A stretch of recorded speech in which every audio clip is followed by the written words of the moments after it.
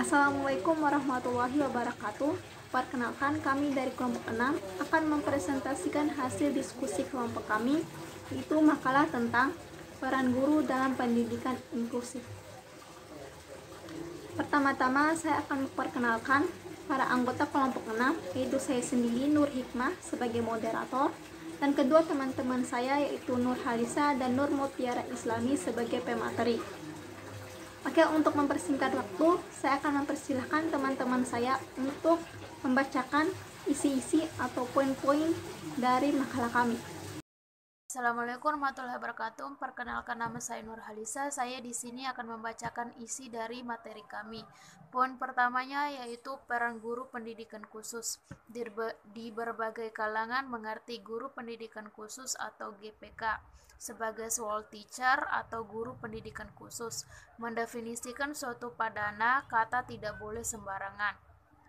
Karena akan mempengaruhi keterlaksanaan pendefinisian kata tersebut atau mempengaruhi sistem yang terkandung di dalamnya. Pseudo teacher memiliki arti guru bayangan yang mana memberikan definisi seorang guru yang menjadi bayangan dari siswa yang memiliki hambatan di dalam kelas inklusi. Menjadi pseudo teacher tidak perlu memiliki latar pendidik luar biasa, tidak perlu memiliki pengalaman dalam mendidik atau mengajar anak kebutuhan khusus. Poin B-nya yaitu peran dan pembina guru khusus. Ada beberapa bagian.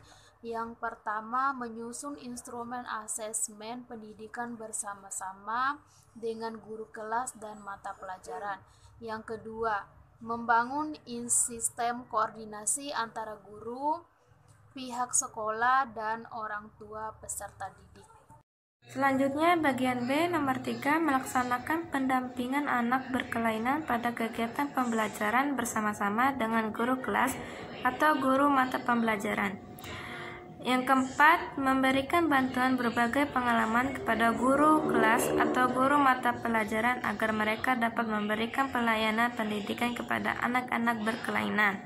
Yang kelima, memberikan bimbingan secara berkesinambungan dan membuat catatan khusus kepada anak-anak berkelainan selama mengikuti kegiatan pembelajaran yang dapat dipahami jika terjadi penggantian guru. Selanjutnya, bagian C, komponen-komponen sekolah inklusi. Pertama, peserta didik adalah anggota masyarakat yang berusaha mengembangkan potensi diri melalui proses pembelajaran pada jalur pendidikan, baik pendidikan informal, pendidikan formal, maupun pendidikan non-formal pada jenjang pendidikan dan jenis pendidikan tertentu. Yang kedua, kurikulum. Kurikulum merupakan segala upaya untuk mempengaruhi siswa agar dapat belajar baik dalam kelas maupun di luar kelas. Yang ketiga, tenaga pendidikan adalah tenaga-tenaga yang berkecimpungan di dalam lembaga atau organisasi pendidikan yang memiliki wawasan pendidikan atau memahami falsafah dan ilmu pendidikan dan melakukan kegiatan pelaksanaan pendidikan mikro atau makro atau penyelenggaraan pendidikan. Yang keempat, kegiatan pembelajaran. Menurut Paul B. Dietrich menyatakan bahwa kegiatan siswa digolongkan sebagai berikut. A. Visual activities, diantaranya meliputi membaca, memperhatikan gambar demonstrasi dan percobaan.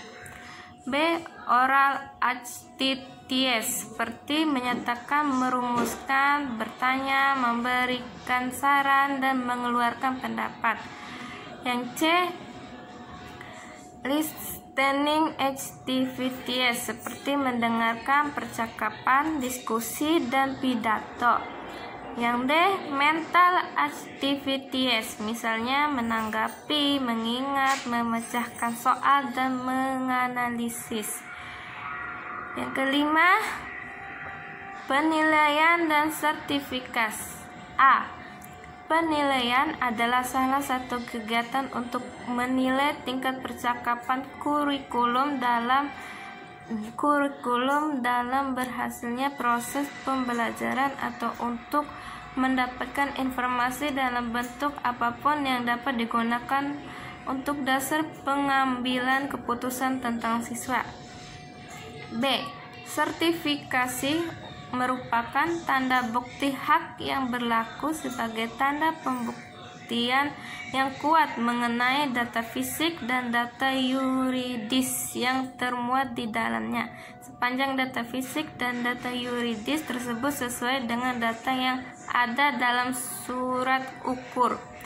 Yang keenam, manajemen sekolah merupakan suatu kegiatan yang dilakukan secara efektif dan efisien untuk meningkatkan kinerja sekolah dalam pencapaian tujuan pendidikan, baik tujuan nasional dan tujuan kelembagaan, yang hasilnya bisa dilihat dari beberapa faktor sebagai indikator kinerja yang berhasil dicapai oleh sekolah. Yang ketujuh, penghargaan dan sanksi. A. Penghargaan adalah pengakuan atas prestasi atau masa kerja karyawan berupa promosi jabatan, kesempatan mengembangkan diri, tanda komitmen dan kesetiaan, serta penghargaan dalam bentuk lainnya. Sanksi adalah hukum atas penyelenggaraan disiplin kerja dan kode yang dilakukan oleh karyawan dalam teguran, peringatan tertulis, coaching dengan tujuan untuk memperbaiki dan mendidik karyawan yang bersangkutan, serta pengakhiran hubungan kerja apabila karyawan sudah tidak bisa dibina. Bab ketiga atau bab penutup.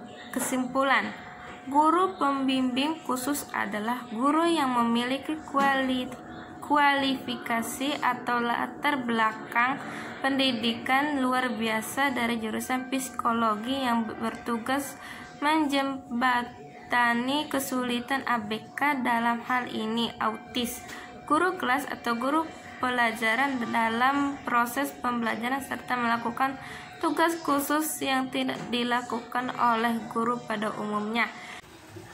Sekian itu saja presentasi kami tentang makalah kami yang berjudul Peran Guru dalam Pendidikan Inklusif. Bila ada kesalahan kata atau lainnya, kami mohon maaf. Wassalamualaikum warahmatullahi wabarakatuh.